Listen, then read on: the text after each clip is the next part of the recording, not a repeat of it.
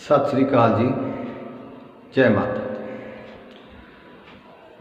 सो अज आप गल करन जा रहे हैं कि इंसान उस मालक नूं कदों भुला दिंदा है, कदों भुल जाता है।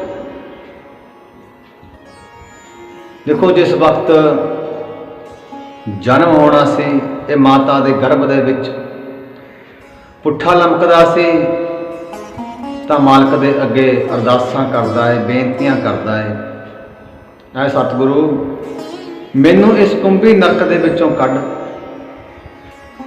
मैं तेरा पल पल नाम जपांगा, सिमरन करांगा, तैनूं याद करांगा। लेकिन जदों इंसान का जन्म हो जाता है, हौली हौली मालक नूं भुलदा भुलदा एक दिन उक्का ही भुला दिंदा है। कदे भुले विसरे भी मालक का नाम चेते नहीं आउंदा, उहदी बंदगी नहीं करता, उहदा सिमरन नहीं करता। कई लोग तो इस तरह के भी हुंदे हन जिहड़े कदे ये गल नूं मनदे ही नहीं कि परमात्मा है, मालिक है। बड़े पाप करते हैं, बड़े विषय विकार करते हैं, उन्होंने मन के अंदर रत्ता भी डर नहीं परमात्मा के नाम का, परमात्मा का। इंसान मालिक नूं क्यों भुलदा है, एक उदाहरण दे के समझाने की कोशिश करते हैं। एक बार की गल है, भगत कबीर जी नूं मिलन वास्ते कुछ साधु लोग, कुछ पंडित लोग इकट्ठे होके आए। मिलन वास्ते आए, भगत कबीर दे नगर दे विच आ गए।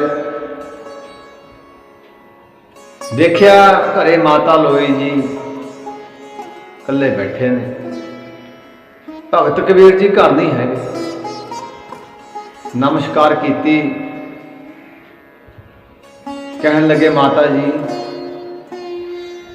असी बड़ी दूरों चल के आए हाँ,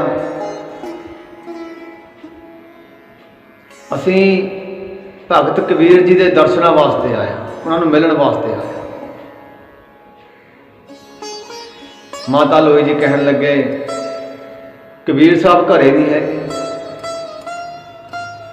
नगर दे विच एक मरगत हो गई है, एक इंसान इस संसार तो चलिया गया, उन्होंने शमशान घाट दे विच संस्कार करके आना है। भगत कबीर जी उन्होंने घर गए, समा लग जाएगा, आने वास्ते थोड़ा समा लग जाएगा। वो जिहड़े साधु ते पंडित इकट्ठे होए हुए सी, वो कहन लगे माता जी असी बड़ी दूरों आए हैं तो दूर ही जाना है, साडे कोल समा घट है, किरपा करके तुसी सानू उन्हां दा घर दस दिओ, असी घर जाके भगत कबीर जी नूं मिल लैंदे हां। माता लोई जी कहन लगे आ पिंड दे बाहर एक सत्थ है, एक बड़ा दरख्त खड़ा है बोड़ दा, तुसी उत्थे जाके बैठ जाओ। वो रास्ते दे विच दी उस मुर्दे इंसान की मजलिस लंघेगी, जनाजा लंघेगा, ਉਹਦੇ ਵਿੱਚ भगत कबीर जी शामिल होए हुए होणगे, तुसी उत्थे ही भगत कबीर जी नूं मिल लेना। तो पंडित कहन लगे माता जी असी पहली बार भगत कबीर जी के दर्शनों वास्ते आए हाँ, सानू कबीर साहब की पहचान नहीं, सानू किस तरह पता लगेगा कि भगत कबीर जी इन्हां विच कौन ने, सानू पहचान नहीं। माता लोई कहन लगे तुहानू मैं भगत कबीर जी की एक पहचान दसदी। कहते भगत कबीर जी की एक पहचान है ਭਗਤ ਕਬੀਰ ਦੇ ਸਿਰ ਦੇ ਉੱਤੇ ਤੁਹਾਨੂੰ ਇੱਕ ਗਿੱਠ ਸਿਰ ਦੇ ਉੱਪਰ ਅਗਨੀ ਬਲਦੀ ਹੋਈ ਦਿਖਾਈ ਦੇਵੇਗੀ। ਤਾਂ ਤੁਸੀਂ ਸਾਰਿਆਂ ਵਿੱਚੋਂ ਪਹਿਚਾਣ ਲਿਓ, ਜਿਸ ਦੇ ਸਿਰ ਉੱਪਰ ਅਗਨੀ ਬਲਦੀ ਦਿਖਾਈ ਦੇਵੇਗੀ ਉਹੀ ਭਗਤ ਕਬੀਰ ਹੋਣਗੇ। ਹੁਣ ਪੰਡਤ ਕਹਿਣ ਲੱਗੇ ਬੜਾ ਸੌਖਾ ਤਰੀਕਾ, ਇੱਥੇ ਖੜ ਜਾਂਦੇ ਹਾਂ, ਖੜ ਕੇ ਜਦੋਂ ਮਜਲਿਸ ਲੰਘੇਗੀ ਉਸ ਮੁਰਦੇ ਦੇ ਮਗਰ ਲੋਕੀ ਜਾਣਗੇ ਤਾਂ ਸਿੰਪਲ ਜੀ ਗੱਲ ਹੈ ਕਿ ਜਿਸ ਦੇ ਸਿਰ ਦੇ ਉੱਪਰ ਅੱਗ ਬਲਦੀ ਹੋਵੇਗੀ ਉਹ ਭਗਤ ਕਬੀਰ ਹੋਣਗੇ। ਆਪਾਂ ਉਹਨਾਂ ਨੂੰ ਮਿਲ ਲਵਾਂਗੇ, ਦਰਸ਼ਨ ਕਰ ਲਾਂਗੇ। ਤਾਂ ਜਿਸ ਵਕਤ ਉਸ ਮੁਰਦੇ ਦੇ ਮਗਰ ਉਹਦੀ ਮਜਲਿਸ ਦੇ ਲੋਕ ਆ ਰਹੇ ਨੇ, ਉਹਨੂੰ ਚੁੱਕੀ ਚਾਰ ਕਾਨੀ ਲੈ ਕੇ ਆ ਰਹੇ ਨੇ, ਤਾਂ ਪਿੱਛੇ ਜੋ ਲੋਕ ਆ ਰਹੇ ਨੇ ਉਹ ਇੱਕ ਬਚਨ ਕਰ ਰਹੇ ਨੇ, ਰਾਮ ਨਾਮ ਸਤ ਹੈ, ਹਰੀ ਦਾ ਨਾਮ ਸਤ ਹੈ। ਹਰ ਇੱਕ ਆਪਣੇ ਮੁਖ ਦੇ ਵਿੱਚੋਂ ਉਚਾਰ ਰਿਹਾ ਹੈ, ਹਰ ਇੱਕ ਆਪਣੇ ਮੁਖ ਦੇ ਵਿੱਚੋਂ ਕਹਿ ਰਿਹਾ ਹੈ। ਤਾਂ ਪੰਡਤ ਲੋਕਾਂ ਨੇ ਵੇਖਿਆ ਜਿੰਨੇ ਲੋਕ ਮਜਲਿਸ ਦੇ ਮਗਰ ਆ ਰਹੇ ਹਨ ਤਾਂ ਸਾਰਿਆਂ ਦੇ ਸਿਰ ਦੇ ਉੱਤੇ ਅਗਨੀ ਬਲ ਰਹੀ ਹੈ। ਪੰਡਤ ਦੇਖ ਕੇ ਬੜੇ ਹੈਰਾਨ ਹੋਏ, ਕਹਿਣ ਲੱਗੇ ਇਹ ਕੀ? ਮਾਤਾ ਜੀ ਕਹਿ ਰਹੇ ਸੀ ਕਿ ਭਗਤ ਕਬੀਰ ਦੇ ਸਿਰ ਉੱਪਰ ਤੁਹਾਨੂੰ ਅਗਨੀ ਬਲਦੀ ਹੋਈ ਦਿਖਾਈ ਦੇਵੇਗੀ, ਇਹ ਤੇ ਸਾਰਿਆਂ ਦੇ ਸਿਰ ਉੱਪਰ ਬਲ ਰਹੀ ਹੈ। ਜਿੰਨੇ ਵੀ ਉਸ ਮਜਲਿਸ ਦੇ ਮਗਰ ਚਲੇ ਆ ਰਹੇ ਨੇ ਸਭਨਾਂ ਦੇ ਸਿਰ ਉੱਤੇ ਅਗਨੀ ਬਲਦੀ ਹੈ। ਭਗਤ ਕਬੀਰ ਦੀ ਕੀ ਪਹਿਚਾਣ ਕਰੀਏ? ਉਹਨਾਂ ਦੇ ਅੱਗਿਓਂ ਸਾਰੇ ਹੀ ਲੰਘ ਗਏ ਸ਼ਮਸ਼ਾਨ ਘਾਟ ਦੇ ਵਿੱਚ ਉਸ ਇਨਸਾਨ ਦਾ ਸੰਸਕਾਰ ਕੀਤਾ ਗਿਆ। ਸੰਸਕਾਰ ਕਰਨ ਤੋਂ ਬਾਅਦ ਜਿਸ ਵਕਤ ਲੋਕੀ ਵਾਪਸ ਆ ਰਹੇ ਨੇ ਤਾਂ ਸਾਰਿਆਂ ਦੇ ਸਿਰਾਂ ਦੇ ਉੱਤੋਂ ਜਿਹੜੀ ਅੱਗ ਸੀ ਉਹ ਬੰਦ ਹੋ ਗਈ, ਬੁਝ ਗਈ। ਉਹਨਾਂ ਸਾਧੂਆਂ ਦੇ ਕੋਲੋਂ ਦੀ ਲੰਘ ਰਹੇ ਨੇ, ਪੰਡਤ ਲੋਕਾਂ ਦੇ ਕੋਲੋਂ ਦੀ ਲੰਘ ਰਹੇ ਨੇ, ਪਰ ਅੱਗ ਕਿਸੇ ਦੇ ਸਿਰ ਉੱਤੇ ਨਹੀਂ ਬਲਦੀ। ਉਹ ਦੇਖ ਕੇ ਬੜਾ ਹੈਰਾਨ ਹੋਏ, ਇਹ ਕੀ ਕੌਤਕ ਹੋਇਆ। ਜਦ ਮਜਲਿਸ ਦੇ ਮਗਰ ਉਹ ਜਨਾਜੇ ਦੇ ਮਗਰ ਜਾ ਰਹੇ ਸੀ ਤਾਂ ਸਭਨਾਂ ਦੇ ਸਿਰਾਂ ਦੇ ਉੱਤੇ ਅੱਗ ਬਲਦੀ ਸੀ, ਤੇ ਹੁਣ ਆ ਰਹੇ ਨੇ, ਹੁਣ ਕਿਸੇ ਦੇ ਵੀ ਨਹੀਂ ਬਲ ਰਹੀ। ਇੱਕ ਇੱਕ ਕਰਕੇ ਇਨਸਾਨ ਲੰਘ ਰਿਹਾ ਹੈ ਤਾਂ ਕਿਸੇ ਦੇ ਸਿਰ ਦੇ ਉੱਤੇ ਅੱਗ ਨਹੀਂ ਬਲਦੀ। ਤਾਂ ਪਿੱਛੇ ਨਿਗਾਹ ਮਾਰੀ, ਭਗਤ ਕਬੀਰ ਜੀ ਆ ਰਹੇ ਹਨ, ਉਹਨਾਂ ਦੇ ਸਿਰ ਦੇ ਉੱਤੇ ਇੱਕ ਗਿੱਠ ਅਗਨੀ ਜਿਹੜੀ ਹੈ ਉਹ ਬਲ ਰਹੀ। ਨਿਗਾਹ ਪੈ ਗਈ, ਉਹ ਪੰਡਤ ਲੋਕ ਕਹਿਣ ਲੱਗੇ ਇਹ ਹੀ ਭਗਤ ਕਬੀਰ ਨੇ ਜਿਨ੍ਹਾਂ ਦੇ ਸਿਰ ਦੇ ਉੱਤੇ ਅੱਗ ਬਲਦੀ, ਅਗਨੀ ਬਲਦੀ। ਤਾਂ ਕੋਲ ਗਏ, ਨਮਸਕਾਰ ਕੀਤੀ, ਕਹਿਣ ਲੱਗੇ ਭਗਤ ਕਬੀਰ ਜੀ ਅਸੀਂ ਆਪ ਹੀ ਦਰਸ਼ਨਾਂ ਵਾਸਤੇ ਆਏ। ਕਬੀਰ ਸਾਹਿਬ ਕਹਿਣ ਲੱਗੇ ਚਲੋ ਭਾਈ ਘਰ ਚਲੋ, ਪ੍ਰਸ਼ਾਦਾ ਪਾਣੀ ਜਲ ਪਾਣੀ ਛਕਦੇ ਹਾਂ। ਕਹਿਣ ਲੱਗੇ ਮਹਾਰਾਜ ਘਰੋਂ ਤਾਂ ਅਸੀਂ ਆਏ ਹਾਂ, ਅਸੀਂ ਘਰ ਤੋਂ ਹੀ ਉਰੇ ਤੱਕ ਆਏ ਹਾਂ, ਆਪ ਹੀ ਦੇ ਦਰਸ਼ਨਾਂ ਵਾਸਤੇ ਆਏ। ਪਰ ਸਾਡੇ ਮਨ ਦੇ ਵਿੱਚ ਇੱਕ ਬੜੀ ਦੁਬਿਧਾ, ਇੱਕ ਸ਼ੰਕਾ ਪੈਦਾ ਹੋ ਗਿਆ। ਸਾਨੂੰ ਮਾਤਾ ਲੋਈ ਜੀ ਨੇ ਆਪ ਜੀ ਦੀ ਇੱਕ ਪਹਿਚਾਣ ਦੱਸੀ ਕਿ ਭਗਤ ਕਬੀਰ ਜੀ ਦੇ ਸਿਰ ਦੇ ਉੱਤੇ ਇੱਕ ਗਿੱਠ ਅਗਨੀ ਬਲਦੀ ਹੋਵੇਗੀ, ਉਹਨਾਂ ਦੀ ਪਹਿਚਾਣ ਹੈ।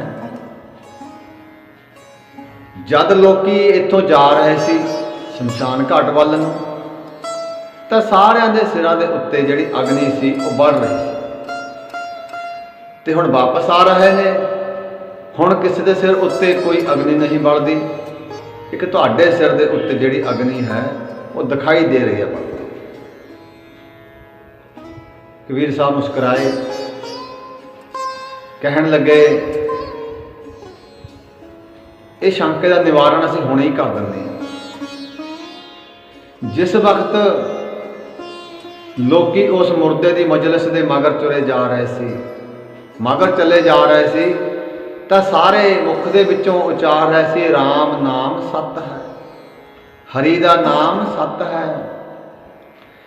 ਸਭਨਾਂ ਦੇ ਹਿਰਦੇ ਵਿੱਚ ਪਰਮਾਤਮਾ ਵਸਦਾ ਸੀ, ਯਾਦ ਸੀ, ਔਰ ਸਭਨਾਂ ਨੂੰ ਮੌਤ ਯਾਦ ਸੀ। ਮਨ ਵਿੱਚ ਵਿਚਾਰਾ ਕਰ ਰਹੇ ਸੀ ਇਸ ਸੰਸਾਰ ਦੇ ਉੱਤੇ ਕੁਝ ਵੀ ਨਹੀਂ। ਅੱਜ ਸਾਡੇ ਸਾਥੀ ਚਲਿਆ ਗਿਆ, ਕੱਲ ਨੂੰ ਅਸੀਂ ਚਲੇ ਜਾਣਾ ਹੈ। ਇੱਕ ਇੱਕ ਕਰਕੇ ਸਾਡੇ ਨਾਲ ਦੇ ਜਿਹੜੇ ਹੋਰ ਵੀ ਸੰਗੀ ਸਾਥੀ ਨੇ, ਸਭਨਾਂ ਨੇ ਇਹ ਸੰਸਾਰ ਤੋਂ ਚਲੇ ਜਾਣਾ। ਕੱਲੇ ਕੱਲੇ ਨੂੰ ਆਪਣੀ ਆਪਣੀ ਮੌਤ ਯਾਦ ਸੀ ਕਿ ਹਾਂ ਇੱਕ ਦਿਨ ਸਾਨੂੰ ਵੀ ਮੌਤ ਆਉਣੀ ਹੈ। ਸੰਸਕਾਰ ਹੋ ਗਿਆ। ਸੰਸਕਾਰ ਹੋਣ ਤੋਂ ਬਾਅਦ ਜਦੋਂ ਵਾਪਸ ਆਪਣੇ ਘਰਾਂ ਨੂੰ ਆਉਣ ਲੱਗੇ ਤਾਂ ਕਿਸੇ ਨੂੰ ਕੋਈ ਘਰੇਲੂ ਕੰਮ ਦਿਮਾਗ ਵਿੱਚ ਆ ਗਿਆ, ਉਹਨੂੰ ਮੌਤ ਭੁੱਲ ਗਈ। ਕਿਸੇ ਨੂੰ ਖੇਤੀਬਾੜੀ ਦਾ ਕੰਮਕਾਰ ਯਾਦ ਆ ਗਿਆ ਕਿ ਮੈਂ ਆਹ ਕੰਮ ਕਰਨਾ ਹੈ, ਉਹਨੂੰ ਮੌਤ ਭੁੱਲ ਗਈ। ਜਾਂਦੇ ਹੋਏ ਸਭਨਾਂ ਨੂੰ ਮੌਤ ਯਾਦ ਸੀ ਤੇ ਮੁੜਦੇ ਹੋਇਆ ਸਾਰਿਆਂ ਨੂੰ ਮੌਤ ਭੁੱਲ ਗਈ। ਜਾਂਦੇ ਹੋਏ ਸਭਨਾਂ ਦੇ ਸਿਰਾਂ ਉੱਤੇ ਅਗਨੀ ਬਲਦੀ ਸੀ, ਜਦੋਂ ਮੌਤ ਭੁੱਲ ਗਈ ਤਾਂ ਸਾਰਿਆਂ ਦੀ ਅਗਨੀ ਜਿਹੜੀ ਸੀ ਉਹ ਬੁਝ ਗਈ, ਬੰਦ। ਮੈਨੂੰ ਅੱਜ ਵੀ ਮੌਤ ਯਾਦ ਹੈ। ਮੌਤ ਨੂੰ ਵਿਸਾਰਿਆ ਨਹੀਂ, ਮੌਤ ਨੂੰ ਭੁੱਲੇ ਨਹੀਂ। ਸਾਨੂੰ ਅੱਜ ਵੀ ਮੌਤ ਯਾਦ ਹੈ ਤੇ ਤੁਹਾਨੂੰ ਅਗਨੀ ਜਿਹੜੀ ਹੈ ਉਹ ਸਿਰ ਦੇ ਉੱਪਰ ਬਲਦੀ ਦਿਖਾਈ ਦੇ। ਸੋ ਇਸ ਸਾਖੀ ਤੋਂ ਇਹ ਸਾਫ਼ ਕਲੀਅਰ ਹੋ ਜਾਂਦਾ ਹੈ ਕਿ ਇਨਸਾਨ ਪਰਮਾਤਮਾ ਨੂੰ ਉਦੋਂ ਭੁੱਲਦਾ ਹੈ ਜਦੋਂ ਇਹਨੂੰ ਮੌਤ ਭੁੱਲ ਜਾਂਦੀ ਹੈ। ਅਸੀਂ ਕਹਿੰਦੇ ਆ ਨਾ ਅਸੀਂ ਨਹੀਂ ਮਰਨਾ, ਸਾਡੇ ਨਾਲ ਦੇ ਸਾਥੀ ਚਲੇ ਗਏ, ਮਿੱਤਰ ਪਿਆਰੇ ਜਾ ਰਹੇ ਹਨ, ਆਪ ਤੋਂ ਵੱਡੇ ਜਾ ਰਹੇ ਹਨ, ਆਪ ਤੋਂ ਛੋਟੇ ਜਾ ਰਹੇ ਹਨ।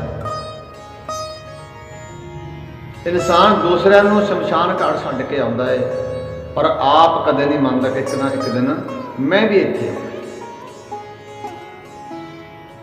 ਦੋਸਤ ਮਿੱਤਰ ਚਲੇ ਗਏ, ਪਰ ਖੁਦ ਇਨਸਾਨ ਕਦੇ ਇਹ ਨਹੀਂ ਮੰਨਦਾ ਕਿ ਇੱਕ ਦਿਨ ਮੈਂ ਵੀ ਚਲਿਆ ਜਾਵਾਂ। ਜਦੋਂ ਤੱਕ ਅਸੀਂ ਮੌਤ ਨੂੰ ਭੁਲਾਈ ਬੈਠੇ ਹਾਂ, ਅਸੀਂ ਮਾਲਕ ਨੂੰ ਭੁਲਾਈ ਬੈਠੇ, ਉਹਦੇ ਨਾਮ ਨੂੰ ਭੁਲਾਈ ਬੈਠੇ। ਜਿਸ ਵਕਤ ਸਾਨੂੰ ਮੌਤ ਯਾਦ ਆਉਂਦੀ ਹੈ, ਸਾਨੂੰ ਮਾਲਕ ਦਾ ਨਾਮ ਚੇਤੇ ਆਉਂਦਾ। ਕੋਈ ਦੁਰਘਟਨਾ ਹੋ ਗਈ, ਰਸਤੇ ਵਿੱਚ ਵੇਖਦੇ ਹਾਂ ਮੂੰਹ ਦੇ ਵਿੱਚੋਂ ਆਟੋਮੈਟਿਕ ਵਾਹਿਗੁਰੂ ਵਾਹਿਗੁਰੂ ਰਾਮ ਰਾਮ ਵੇਖ ਕੇ ਨਿਕਲਣ ਲੱਗ ਜਾਂਦਾ ਹੈ, ਹਾਦਸਾ ਵੇਖ ਕੇ ਨਿਕਲਣ ਲੱਗ ਜਾਂਦਾ। ਕਿਉਂ? ਕਿਉਂਕਿ ਸਾਨੂੰ ਉਸ ਸਮੇਂ ਖੁਦ ਦੀ ਮੌਤ ਵੀ ਚੇਤੇ ਆ ਜਾਂਦੀ ਹੈ। ਖੁਦ ਦੀ ਮੌਤ ਚੇਤੇ ਆ ਗਈ ਤੇ ਮਾਲਕ ਦਾ ਨਾਮ ਚੇਤੇ। ਇਨਸਾਨ ਮੌਤ ਨੂੰ ਭੁੱਲਣ ਕਰਕੇ ਹੀ ਮਾਲਕ ਦੇ ਨਾਮ ਨੂੰ ਭੁੱਲੀ ਬੈਠਾ। ਮੌਤ ਇੱਕ ਨਾ ਇੱਕ ਦਿਨ ਸਭਨਾਂ ਨੂੰ ਆਉਣੀ ਹੈ। ਸਭਨਾ ਮਰਨਾ ਆਇਆ, ਵਿਛੋੜਾ ਸਭਨਾ ਜਾਏ ਪੁੱਛੋ ਸਿਆਣਿਆਂ, ਆਗੈ ਮਿਲਣ ਕਿ ਨਾ। ਸਭਨਾਂ ਨੂੰ ਮਰਨਾ ਪੈਣਾ। ਮਰਨਾ ਸਾਰਿਆਂ ਨੇ ਹੈ, ਸੋ ਮਰਨਾ ਸੁਖਾਲਾ ਹੋ ਜਾਵੇ, ਮਰਨਾ ਸੁਖੱਲਾ ਹੋ ਜਾਵੇ। ਤਾਂ ਇਹਦਾ ਇੱਕੋ ਹੀ ਹੱਲ ਹੈ ਕਿ ਪਰਮਾਤਮਾ ਦਾ ਨਾਮ ਜਪੀਏ, ਮਾਲਕ ਦਾ ਸਿਮਰਨ। ਮੌਤ ਨੂੰ ਹਰ ਘੜੀ ਹਰ ਪਲ ਸਿਰ ਦੇ ਉੱਤੇ ਮੰਡਰਾਉਂਦੀ ਹੋਈ ਨਜ਼ਰ ਆਵੇ ਇਨਸਾਨ ਨੂੰ, ਤਾਂ ਉਹ ਇਨਸਾਨ ਕਦੇ ਵੀ ਪਰਮਾਤਮਾ ਦੇ ਨਾਮ ਨੂੰ ਨਹੀਂ ਵਿਸਾਰੇ। ਇੰਨੀਆਂ ਕੁ ਹੀ ਬੇਨਤੀਆਂ ਪ੍ਰਵਾਨ ਕਰਿਓ ਜੀ। ਸਤਿ ਸ੍ਰੀ ਅਕਾਲ, ਜੈ ਮਾਤਾ।